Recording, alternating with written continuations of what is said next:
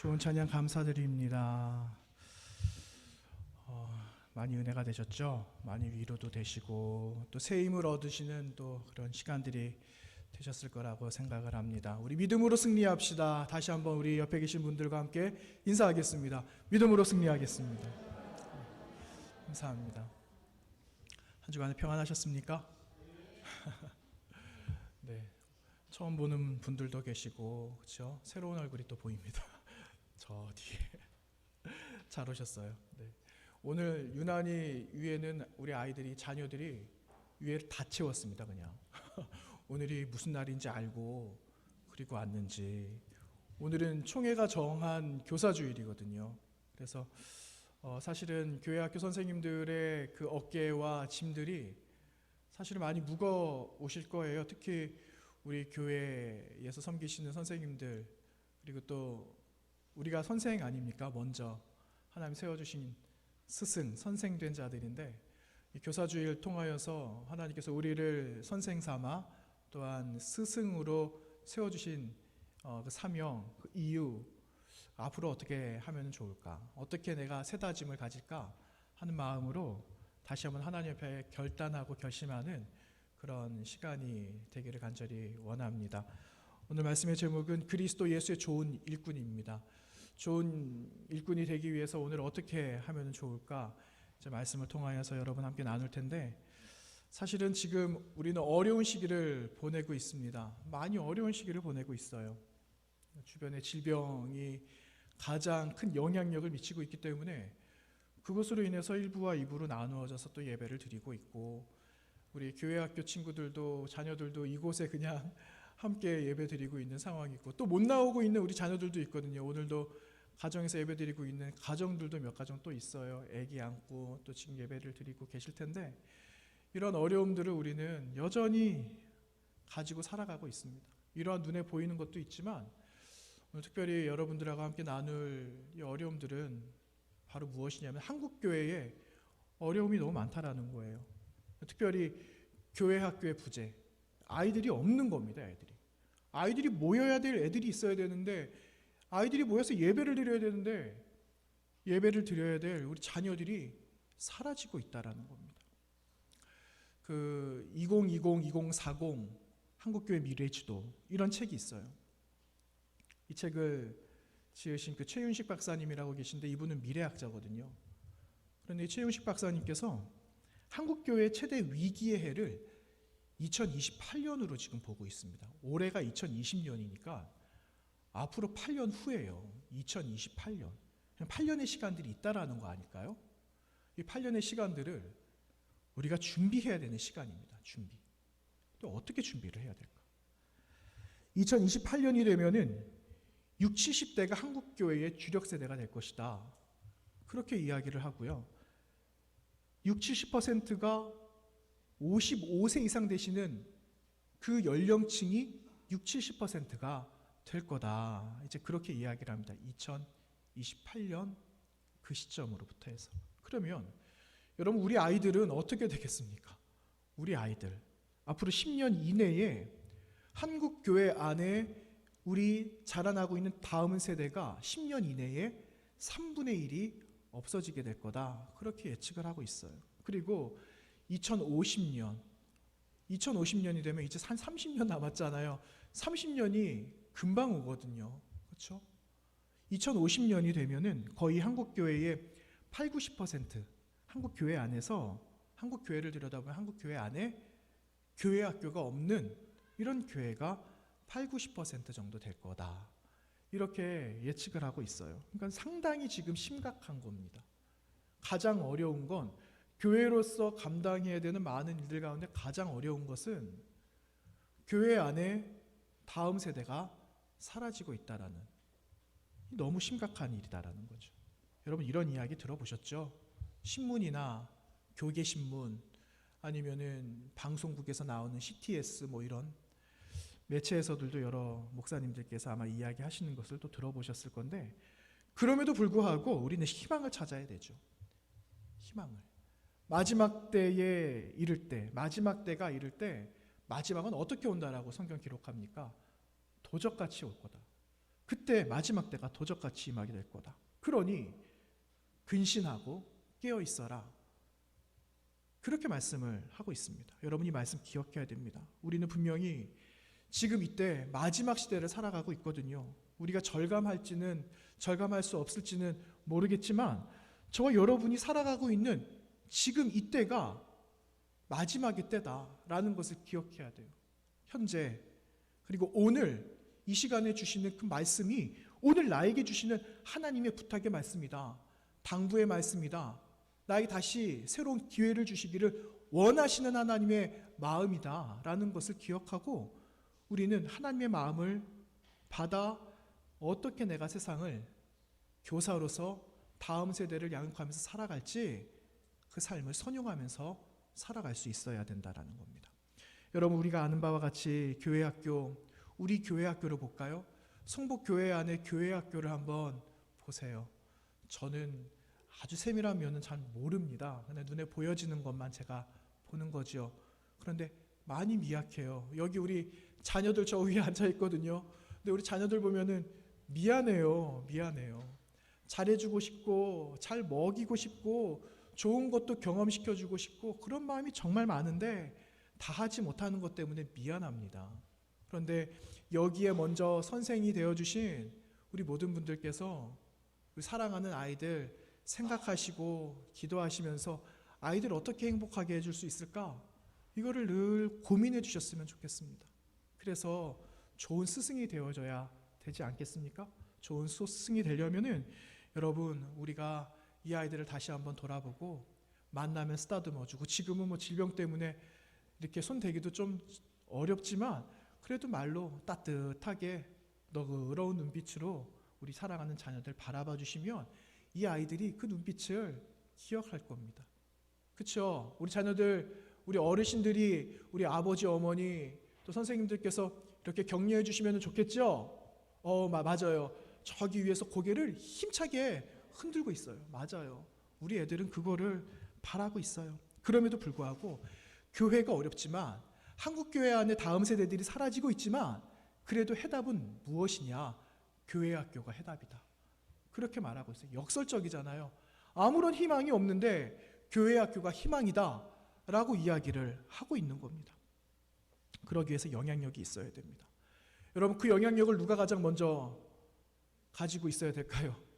교회학교 선생님만 가지고 있으면 될까요? 다 같이 가지고 있어야 돼요.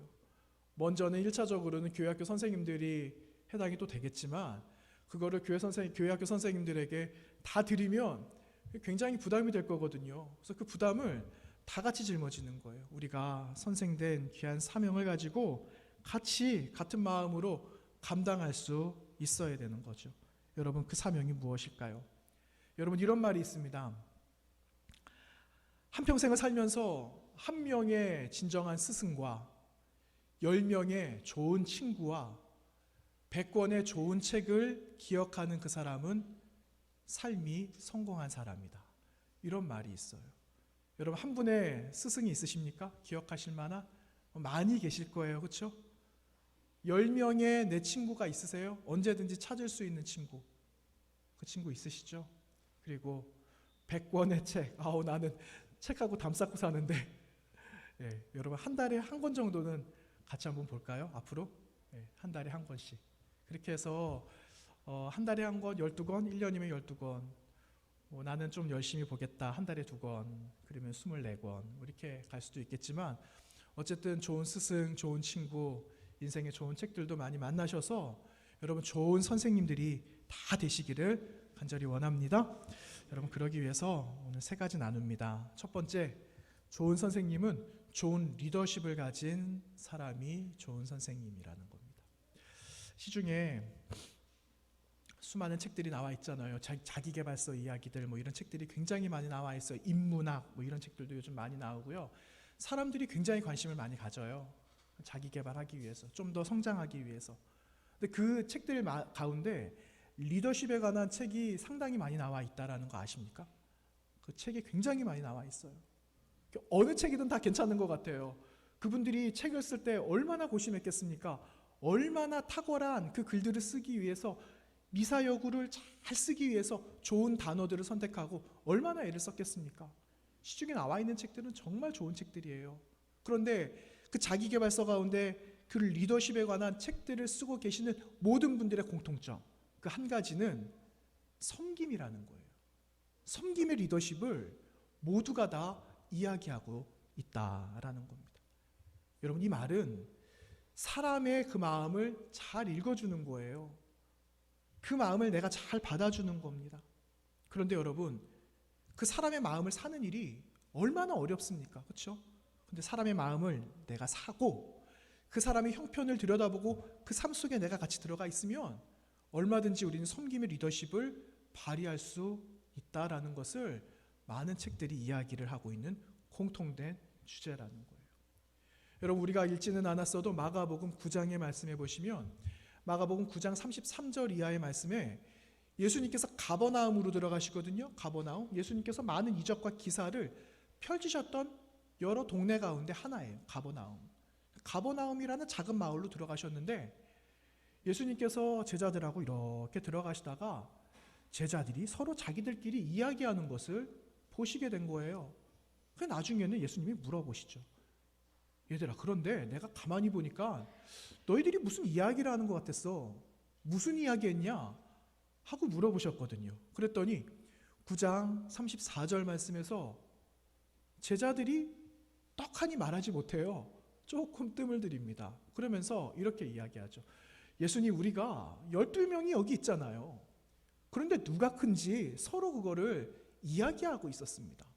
그 내용을 예수님께 이야기합니다. 이렇게 기록합니다. 그들이 잠잠하니 이는 길에서 서로 누가 크냐 하고 쟁론하였다. 이렇게 누가복음 9장 34절은 기록하고 있습니다. 여러분, 여기서 길이라는 단어가 나와요. 살아가는 인생 가운데 수많은 길이 있습니다. 여러분, 이 자리까지 오시기까지 여러분 수많은 길들을 통하여 여기까지 오셨잖아요. 어떤 분들은 바로 오신 분들도 계실 거예요. 어떤 분들은 돌아 오신 분들도 계실 겁니다. 저는 돌아 온 케이스예요. 저는. 근데 대부분 여기 계신 분들이 다 돌아서 여기까지 오신 분이 거의 부지기술가라고 저는 생각을 합니다. 아마 맞을 거예요. 그렇죠? 이렇게 우리 각자를 본다면 서로 각자 주어진 길들이 서로 다르다라는 거죠. 그렇지만 공통된 한 길은 있어요. 그 길은 하나님 나라를 향한 길이라는 거죠.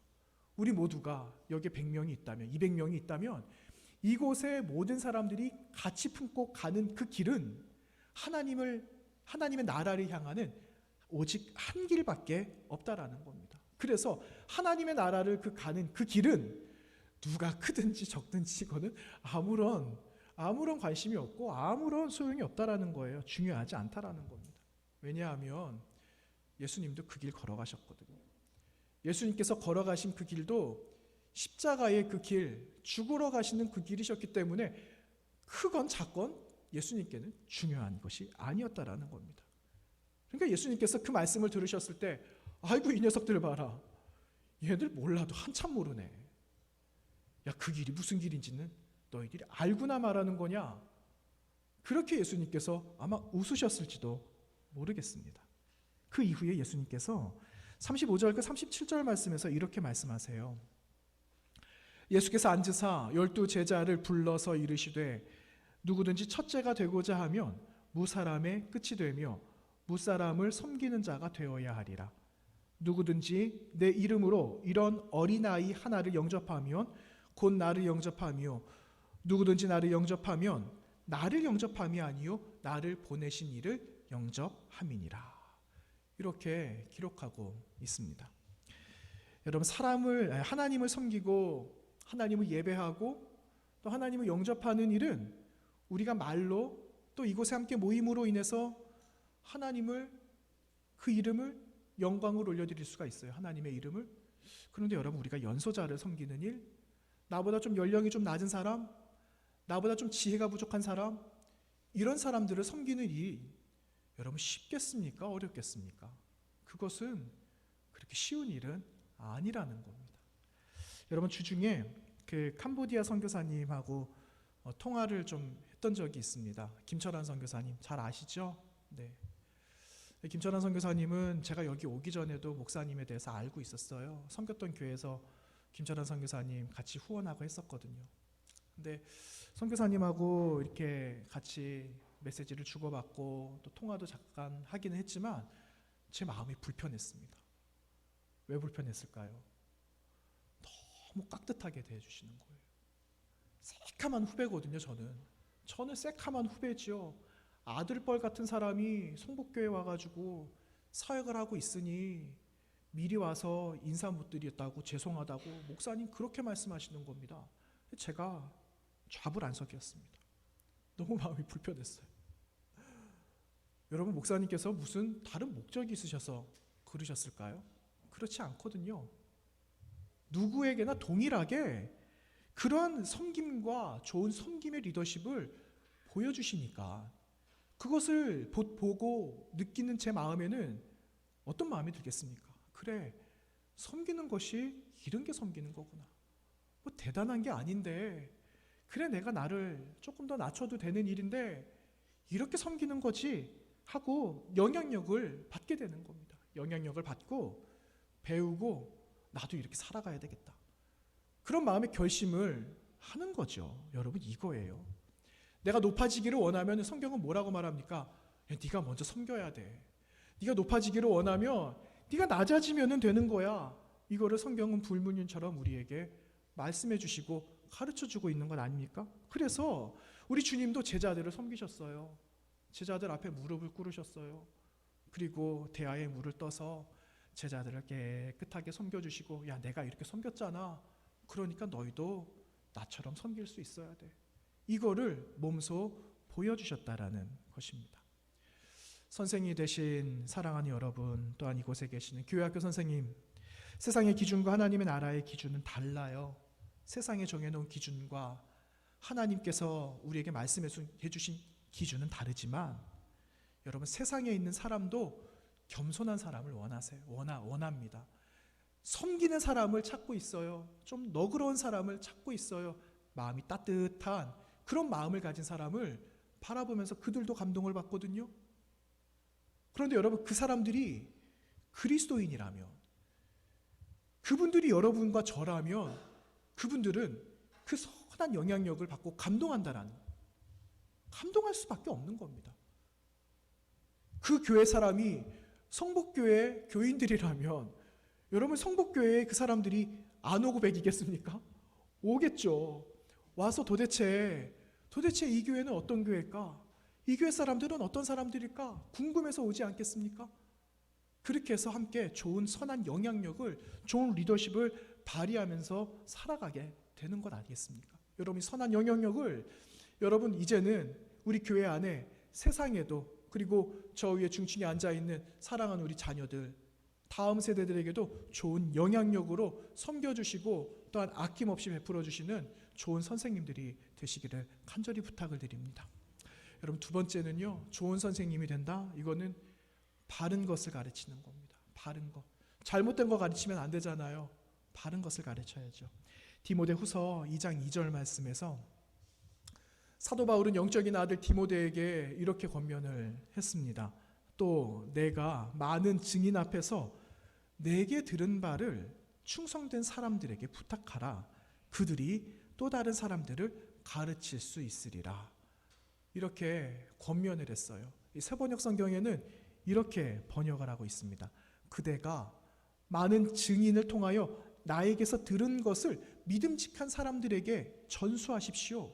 그리하면 그들이 다른 사람들을 또한 가르칠 수 있을 겁니다. 이렇게 사도 바울은 디모데에게 이렇게 권면을 하고 부탁을 했습니다. 여러분, 가르치기 위해서 먼저 해야 될 것이 있습니다. 가르치기 위해서는 먼저 내가 들어야 되겠죠. 잘 들어야 되는 겁니다. 여러분, 요즘에 많이 듣는 소식이 어떤 소식을 많이 듣죠? 신문을 펼쳐보거나 인터넷을 검색해보거나 아니면 뉴스를 보거나 하면은 1번 뉴스가 뭡니까? 코로나예요. 코로나, 그렇죠? 이 질병에 관한. 그런데 이제 조금 더 이게 확산이 안 되고 좀 어느 정도 좀 사그라드는 것 같아 보였는데 한 보름 전에 난리가 났어요. 보름 전에. 그러니까 사람들이 분노하기 시작합니다. 도대체 우리가 몇 개월을 이렇게 힘들게 보냈는데 도대체 정신을 어디다가 두고 다니는지 모르겠다. 이렇게 하면 사람들이 댓글을 또 막 다는 겁니다. 그러면 우리 마음도 막 요동하기 시작해요. 우리 마음도. 뿐만입니까? N번방, 잘못되어져 있는 성윤리 이런 것들 때문에 국가적인 분노가 일어나고 있습니다. 국민청원도 올라갈 정도니까. 여러분, 주범은 우리가 생각하지 못한 사람들이에요. 젊은이가 주범이라는 거죠. 각계각층에서 강력한 처벌을 요구하고 있어요. 여러분, 그렇죠. 잘못된 것은 바로잡기 위해서 책임을 져야 돼요. 거기에는 대가가 있어야 되는 겁니다. 맞아요. 그것이 정의로운 거기 때문에. 그런데 여러분, 옳고 그른 것을 구별하는 것도 중요한데 내가 지금 듣고 있는 것이 무엇인가라는 거예요. 내가 지금 듣고 있는 것이 잘못되어졌다?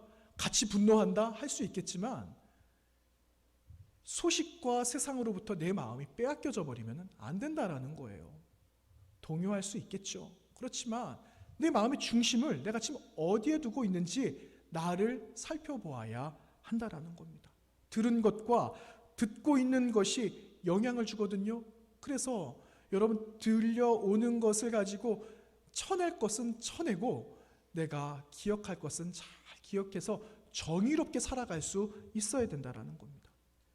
바울 사도가 디모데에게 부탁한 이유가 있어요.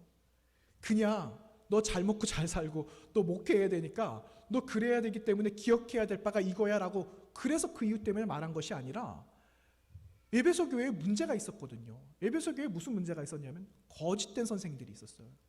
잘 가르치고 바른 것을 가르쳐야 되는 선생들이 잘못된 윤리와 가치관을 가지고 교회를 어렵게 하고 있었다라는 겁니다. 잘못되어져 있는 성윤리, 먹는 것 이런 것들 때문에 부정하게 이런 것들은 부정한 거다. 좋지 않은 거야. 그러니 너희 멀리 해야 돼. 라고 이야기를 했기 때문에 그렇죠. 그래서 사도 바울은 잘못되어져 있는 것들, 극단적인 것들, 금욕적인 것, 잘못 짚고 있는 이 모든 것들을 다시 한번 짚어가면서 거짓 교사들이 말하고 있는 결혼에 관한 가치관들, 음식을 먹는 이런 음식에 관한 문화들 이런 것들에서 바로잡기 시작한 거예요. 이것은 하나님으로부터 온 거다. 하나님으로부터 우리가 선물을 받은 것이기 때문에 이것을 너희들이 감사함으로 받으면 된다. 이 말씀을 하기 위해서 바울은 디모데에게 권면을 했던 겁니다. 그러면서 우리가 오늘 읽었던 본문이 시작되는 그 윗절 4절과 5절 말씀을 여러분 다시 한번 보시면 그 말씀으로부터 이어지는데 제가 한번 읽어보도록 하겠습니다. 4절과 5절입니다. 하나님께서 지으신 모든 것이 선함에 감사함으로 받으면 버릴 것이 없나니 하나님의 말씀과 기도로 거룩하여 짐이라. 내가 이것으로 형제를 깨우치면 그리스도 예수의 좋은 일꾼이 되어 믿음의 말씀과 내가 따르는 좋은 교훈으로 양육을 받으리라. 아멘. 이렇게 기록하고 있죠. 여러분, 전하기 위해서는 알아야 되는 겁니다. 알기 위해서 들어야 되죠. 그래서 선생이 된 우리 모두는요, 바른 것을 먼저 들어야 하는 겁니다. 현재 삶에서 들려오는 것을 분별하고 또한 잘못되어져 있는 것이 들린다면 그것을 수정하는 역할을 저희들이 해야 되는 것은 듣고 있는 사람들이 그리고 양육을 받아야 되는 사람들은 영적인 미성숙한 자들이기 때문에 그렇다라는 거죠. 분별할 능력이 떨어지기 때문에 우리가 잘 듣고 잘 배워야 한다라는 것을 우리에게 말씀하고 있는 겁니다. 여러분, 한국교회 안에 어려움이 많아요. 그렇죠? 우리 교회도 어려움이 있죠. 왜 없겠습니까? 그런데 이미 한국교회가 처음 시작되어지고 지금까지 오면서 많은 어려움들이 있었지만 그 안에서 한 가지를 이야기한다면 교회 안에 이단의 문제예요. 이단 문제. 여러분, 그 본문이 기록되어져 있는 이 시기도 거짓 교사가 들어와서 혼란스럽게 했거든요. 많이 어렵게 했어요. 여러분, 지금 어쩌면은 이 이단의 문제가 지금 살아가고 있는 우리가 좀 더 어려울지도 모르겠다라는 생각도 한번 해봅니다. 여러분 아시겠지만 우리 청년들이 이단을 많이 들어가게 돼요. 많이 빠지게 돼요. 우리 청년들이 많이 그렇게 들어가고 있다는 사실을 알잖아요. 지금은 유행성 질병 때문에 조금 주춤하고 있지만 불과 몇 달 전에 청년들이 일정한 시간, 일정한 요일 이렇게 되면은요, 그 이단 교육장으로 들어가는 모습을 정말 많이 볼 수 있었습니다. 저도 봤거든요. 저는 피켓 들고 1인 시위하러 나갔었습니다. 그럼 옆에 와가지고 같이 서요. 그러면서 빨리 가라고 이야기합니다. 빨리 가라고. 청년들이 차에서 내리면 정문으로 안 들어가요. 돌아가지고 후문으로 들어가고 그럽니다. 근데 그 안에 있는 아이들이, 청년들이 수백 명이 된다는 거예요. 수백 명. 왜 들어갈까요? 지금까지 들어보지 못했던 걸 들었거든요. 접해보지 못했던 사실을 사실이냐, 그것이 팩트이냐, 정말 그렇게 듣고는 들어가고 있다는 거예요. 마치 이런 거죠. 에덴에 하나님께서 창조를 하셨는데 동산 중앙에 선악 알게 하는 나무를 세운 거예요. 하나님이 금지하셨잖아요. 근데 보니까 너무 좋은 거거든요. 이런 것과 같은 겁니다. 여러분, 그들이 생각하는 것이 또한 논리적이라고 여겨질 만한 것들을 거기서 처음 들어봤기 때문에 청년들은 굴러간다라는 거예요. 근데 여러분, 다시 한번 생각해 볼까요? 하나님의 말씀을 어떻게 사사로운 사람의 생각으로 풀어낼 수가 있겠습니까? 하나님의 말씀을 한 절만 보면 풀어낼 수 있어요. 그렇지만 하나님의 말씀을 한 절만 가지고 풀어낼 것이 아니라 통전적으로 봐야 되는 거예요. 앞뒤를 보고 무슨 내용인지를 살피고 왜 하나님께서 무슨 의도로 말씀하고 있는가를 명확하게 캐내지 않으면 안 된다라는 거죠. 이거를 볼 수 있어야 되는 겁니다. 이걸 가르쳐야 된다라는 거죠. 이거를. 여러분, 우리도 반성할 것이 있어요. 무엇을 반성하느냐? 오늘 말씀을 받았는데 이 말씀이 오늘 처음 받는 말씀인 것처럼 날마다 새로워요. 날마다 새로운 영은 얼마나 감사합니까? 근데 이 말씀을 들을 때, 그래, 하나님 주신 말씀의 영을 확장을 계속 시켜 나가는 거예요. 오늘 주신 말씀. 똑같은 말씀을 내일 또 듣더라도 말씀의 확장이 계속해서 이어져야지 우리는 바른 것을 다음 세대들에게 가르쳐 줄 수 있다라는 겁니다. 여러분, 저라고 다 알겠습니까? 저도 몰라요. 저도 말씀을 보려면은요, 무슨 말인지 모를 때 많습니다. 그래서 주석도 보고 선배님들 말씀도 또 들어보기도 하고, 이분은 똑같은 본문을 어떻게 말씀하셨는지 한번 들어도 보고 또 인용도 해보기도 해보고, 그렇게 해서 제 걸로 만들어서 여러분들하고 같이 나누는 것 아니겠습니까? 모르는 건 부끄러운 게 아니에요. 제대로 아는 것이, 잘 모르는 것이, 엉뚱한 걸 가리키는 것이, 잘못된 것을 가르치는 것이 부끄러운 거지, 모르는 거는 부끄러운 게 아니에요. 알면 되니까요. 사랑하는 여러분, 저와 여러분이 바른 것을 듣고 바른 것을 가르쳐 주기에 힘쓰는 자들이 되시기를 간절히 원합니다. 그러기 위해서 이 자리에 계셔야 돼요. 먼저는 자리를 잘 지키셔야 됩니다. 선생님들 이 자리 잘 지키셔야 됩니다. 아이들에게 가르치시려면 예배의 회복이 필요하고 말씀의 회복이 필요하고 어디에 가든지 흔들리지 않는 경고와 믿음이 필요해요. 이것이 저희들이 가져야 될 첫 번째 사명이에요. 이것이 해결되지 않으면 우리는 바른 것을 가르칠 수가 없는 겁니다. 그래서 여러분, 다시 한번 먼저 선생된 우리가 이 자리를 지키고 하나님 주시는 말씀을, 바른 것을 잘 받아들여서 좋은 것, 건강한 것, 아주 맛있는 것을 사랑하는 우리 자녀들에게 마음껏 베풀 수 있는 그런 우리 모두가 되시기를 간절히 원합니다. 마지막 세 번째는, 좋은 교사는요, 서로 존경하는 거예요. 서로 존경하는 거. 그 바울 사도는 그 디모데전서 5장 말씀에서 이런 말씀을 하거든요. 잘 다스리는 장로들은 배나 존경할 자로 알되 말씀과 가르침에 수고하는 이들에게는 더욱 그리해라. 이렇게 말씀하고 있어요. 이 말씀을 오해할 수도 있습니다. 왜냐? 이런 내용이거든요. 잘 다스리는 장로들은 2배로 존경을 받아야 된다. 이 말은요, 물질로서 잘 섬겨라, 이런 말이에요. 맞기는 맞아요. 그런데 이것도 맞고 충족되어져야 하지만 이것보다 우선되어질 것이 있습니다. 그것은 이 사람이 존경을 받을 만한 사람인가 라는 거죠. 존경의 대상이에요. 존경의 조건이라는 겁니다. 여러분, 우리는 아무나 존경하지 않아요. 연세가 많다? 존경할 수 있지만 존경받지 못하시는 분이 될 수도 있어요. 가진 지식이 월등하고 많다? 그럴 수 있지만 그렇다고 존경하지는 않습니다. 명예로운 일을 많이 했다? 할 수 있죠. 박수할 수 있고 기뻐할 수 있지만 존경하지 않을 수도 있어요. 여러분 연수한 사람 존경받을 수 있습니까? 못 받습니까? 받을 수 있죠. 연수한 사람도 존경받을 수 있어요. 지식과 학식과 경험이 좀 없어요. 그래도 존경받을 만하다면 존경받을 수 있는 거죠. 무엇 때문에 그렇겠습니까? 삶이거든요. 삶. 이 사람이 얼마나 어떻게 살아가고 있는가, 그 삶을 보니, 보여준 삶이 있다 보니 존경받을 만하다라는 거예요. 그래서 존경하는 겁니다. 여러분 어떤 분을 존경하세요? 존경하는 분이 계십니까? 여러분 무엇을 닮기 원하세요? 우리 롤모델 이야기 많이 하잖아요. 어떤 분 닮기를 원하십니까? 제 이야기 조금만 할게요. 저에게는요, 정말 닮고 싶은 분이 계세요. 제가 닮았으면 하는 두 분이 계세요. 저는 그분을 영적 아버지로 모시고 싶어요. 그래서 제 영적인 아버지가 되어주세요라고 감히 가서 졸를 수는 없지만 제 마음에는요, 그 두 분을 제 영적인 아버지로 혼자 그냥 모시고 삽니다. 한 분은 어떤 분이냐? 말씀과 삶이 동일한 분이에요. 말씀과 삶. 여러분 제가 그분의 말씀을 되게 사모했어요. 그래서 어느 날 신학교 다니는데 교육전도사를 모집한다는 말이 있는 거예요. 그래서 하나님, 저기 가게 해주세요. 제가 얼마나 소원했는지 몰라요. 갔을까요? 못 갔을까요? 갔을까요? 못 갔을까요? 빨리 대답하세요. 시간 빨리 가고 있어요 지금. 갔어요.